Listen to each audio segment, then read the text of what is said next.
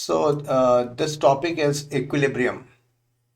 तो हमें chemical equilibrium study करना है। तो केमिकल इक्विलिब्रियम जैसे कि ए टू बी, ठीक है, reactant side and product side. Reactant side में ए है और प्रोडक्ट साइड में बी है।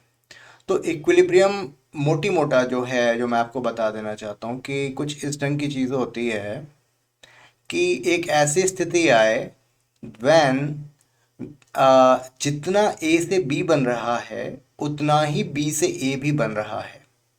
ऐसी सिचुएशन आनी चाहिए, यानी कि उस सिचुएशन में concentration of A and concentration of B becomes constant. उस तो ऐसा नहीं है कि फिर रिएक्शन होना बंद हो चुका होता है, ये रिएक्शन हो रहे होते हैं, लेकिन जितना ए से बी बन रहा है उतना ही बी से ए भी बन रहा होता है। तो ऐसा कुछ हम लोग इस टॉपिक में, इस चैप्टर में पढ़ने वाले हैं।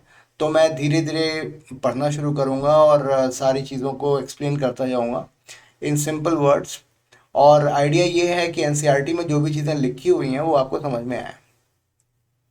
सो moving on now, chemical equilibria are important in numerous biological and environmental processes. काफ़ी इम्पॉर्टेंट है हमारी बॉडी में जो केमिकल प्रोसेसेस होते हैं या फिर इन्वायरमेंट में जो प्रोसेसेस हैं। For example, equilibria involving O2 molecule and protein hemoglobin play a crucial role in the transport and delivery of O2 from our lungs to our muscles।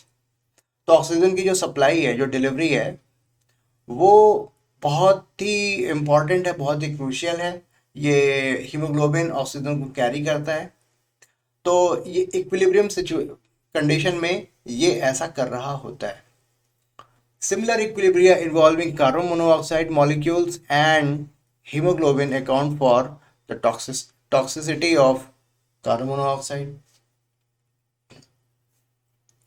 तो हीमोग्लोबिन की जो एफिनिटी है टुवर्ड्स कार्बन मोनोऑक्साइड बहुत ज़्यादा है, तो इसलिए वो ऑक्सीजन को भूल करके कार्बन मोनोऑक्साइड को कैरी करना शुरू करता है अगर एटमॉस्फेयर में कार्बन मोनोऑक्साइड है तो ये भी एक इक्विलिब्रिया कंडीशन है। When a liquid evaporates in a closed container, कोई लिक्विड अगर एक क्लोज कंटेनर में इवेपोरेट हो रहा होता है, molecules with relatively higher kinetic energy escapes the liquid surface into vapour phase.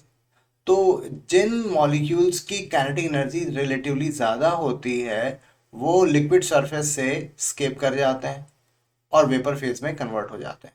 And the number of liquid molecules from vapor phase strike the liquid surface and are retained in the liquid phase। और कुछ ऐसे भी number of liquid molecules हैं जो कि vapour phase से strike करके liquid surface से और वो लिक्विड फेज में आ जाते हैं। It gives rise to a constant vapour pressure because of an equilibrium. और इसके चलते ये दो सिचुएशन हो रही होती हैं। तो अगर ये सरफेस बाउंड्री है और इधर से लिक्विड मॉलिक्यूल्स वेपर में कन्वर्ट हो रहे हैं और वेपर्स जो हैं अगर लिक्विड मॉलिक्यूल्स में कन्वर्ट हो रहे हैं, तो इसका मतलब ये है कि एक इक्विलिब्रियम कंडीशन प्रोड्यूस हो जाती है in which the number of molecules leaving the liquid equals the number returning to liquid from the vapor phase। we say that the system has reached equilibrium state at this stage। तो ऐसी stage पर हम कहते हैं कि ये system ने equilibrium state को अटेन कर लिया है। However, this is not static equilibrium। ये static equilibrium नहीं है। And there is a lot of activity at the boundary between the liquid and the vapor। काफी कुछ एक्टिविटी हो रही होती हैं वो जो सरफेस बाउंड्री है लिक्विड और वेपर के बीच में, वहां पे। Thus, at equilibrium, the rate of evaporation is equal to rate of condensation। यानी कि इक्विलिब्रियम सिचुएशन में जिस रेट से इवेपोरेशन हो रहा होता है उसी रेट से कंडेंसेशन भी हो रहा होता है। इवेपोरेशन मीन्स लिक्विड से वेपर फेज में और कंडेंसेशन मीन्स वेपर फेज से लिक्विड फेज में। It may be represented by H2O liquid form to H2O vapor form. The double half arrow indicate that the process is in both the directions are going on simultaneously. ये दोनों processes simultaneously हो रहे हैं. The mixture of reactant and products in the equilibrium state is called equilibrium mixture. और ये जो mixture है जिसमें रिएक्टेंट और प्रोडक्ट इक्विलिब्रियम स्टेट में है, उस मिक्सचर को हम इक्विलिब्रियम मिक्सचर कहेंगे. Equilibrium can be establish for both physical processes and chemical processes. Chemical processes में भी हम ये इक्विलिब्रियम एस्टैब्लिश कर सकते हैं और फिजिकल प्रोसेसेस में भी कर सकते हैं. ये दोनों चीज़ों को हम लोग इस चैप्टर में पढ़ेंगे. The reaction may be fast or slow depending on the experimental condition and the nature of the reactants. यहाँ पर हम केमिकल काइनेटिक्स से कोई बात नहीं कर रहे हैं. हम इस बारे में बात नहीं कर रहे हैं रिएक्शन कितनी तेजी से हो रहा है, क्या कितने धीमे हो रहा है. लेकिन हम इतनी बात जरूर कह रहे हैं कि इक्विलिब्रियम सिचुएशन में जिस रेट से प्रोडक्ट बन रहा है रिएक्टेंट से, उतना ही प्रोडक्ट से रिएक्टेंट बन रहा है. When the reactant in a closed vessel at a particular temperature reacts to give product, the concentration of the reactant keeps on decreasing. जब रिएक्शन की शुरुआत में जब जैसे जैसे प्रोडक्ट बनना शुरू होता है, रिएक्टेंट की कॉन्सेंट्रेशन घट रही होती है और प्रोडक्ट की कॉन्सेंट्रेशन बढ़ रही होती है. While those of product keep on increasing for some time after there is no change in the concentration of either of the reactant or the products. कुछ देर के बाद हम ये देखते हैं कि एक ऐसी सिचुएशन आ जाती है कि प्रोडक्ट की कॉन्सेंट्रेशन और रिएक्टेंट की कॉन्सेंट्रेशन में फर्दर चेंजेस नहीं आ रहे होते हैं. This stage of the system is called dynamic equilibrium and the rate of the forward and back reverse reaction becomes equal. जो रेट ऑफ रिएक्शन है forward direction and backward direction यानी reverse direction, it becomes equal. It is due to this dynamic equilibrium stage that there is no change in the concentration of various species in the reaction mixture. जब equilibrium attain हो जाता है तो उसके बाद reactant and product दोनों side में further concentration में अब कोई change नहीं आता है. Based on the extent to which the reactions proceed to reach the state of chemical equilibrium, these may be classified into 3 groups.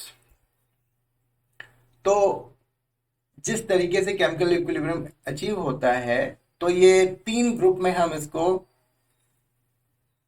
Categorise कर सकते हैं. The reaction that proceeds nearly to completion, एक ऐसा reaction जिसमें पूरा reaction लगभग हो चुका है and only negligible concentration of reactants are left, बहुत थोड़ी सी मात्रा रिएक्टेंट की बची हुई है. In some cases, it may not be even possible to detect these experimentally, और कुछ केसेस में तो इनको एक्सपेरिमेंटली डिटेक्ट भी नहीं कर सकते.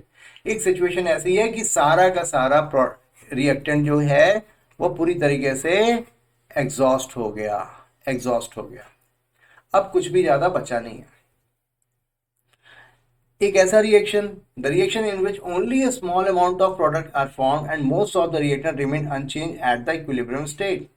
यानी कि लगभग सारा का सारा जो रिएक्टेंट है वो अभी भी वैसा ही है, बहुत थोड़ा सा उससे रिएक्टेंट से प्रोडक्ट बना है, दैट्स ऑल. और फिर तीसरा केस ये है कि reaction in which the concentration of reactant and product are comparable. इसमें हम लोग ज़्यादा इंटरेस्टेड है, इसमें हमारा इंटरेस्ट ज़्यादा है क्योंकि रिएक्टेंट की भी कॉन्सेंट्रेशन है और प्रोडक्ट की भी कॉन्सेंट्रेशन है और वो सिग्निफिकेंट है, मतलब उनको हम नेग्लेक्ट नहीं कर सकते. When the system is in equilibrium, the extent of a reaction in equilibrium varies with the experimental conditions. ये जो इक्विलिब्रियम अचीव होता है उसका एक्सपेरिमेंटल कंडीशन से डायरेक्ट लेना देना होता है, जैसे कि कॉन्सेंट्रेशन ऑफ रिएक्टेंट्स, टेम्परेचर. तो optimisation of operational conditions is very important in industry and laboratory so that equilibrium is favourable in the direction of desired product. तो यानी कि ऑप्टिमाइजेशन, ऐसी एक ऐसी सिचुएशन बना ली जाए ताकि जो है हमें बेस्ट रिजल्ट मिले जैसा कि हमें चाहिए। तो उसके लिए हम ऑप्टिमाइजेशन करते हैं, कितना प्रेशर होना चाहिए, कितना टेम्परेचर होना चाहिए, या फिर हम क्या यहाँ पर कैटलिस्ट यूज कर सकते हैं या नहीं कर सकते। तो ये सारे जो हैं, ये सारी चीज़ें काफ़ी इंपॉर्टेंट हो जाती है ताकि हमारा जो डिजायर्ड प्रोडक्ट डिजायर्ड क्वांटिटी में हमें मिल पाए।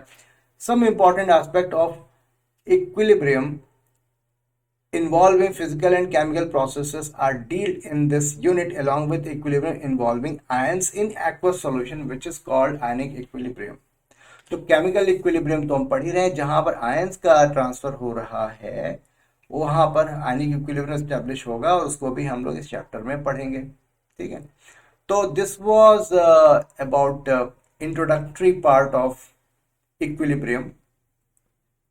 हम लोग बारी बारी से फिजिकल प्रोसेसेस के इक्विलिब्रियम पढ़ेंगे और केमिकल प्रोसेसेस के इक्विलिब्रियम पढ़ेंगे और उनको समझेंगे।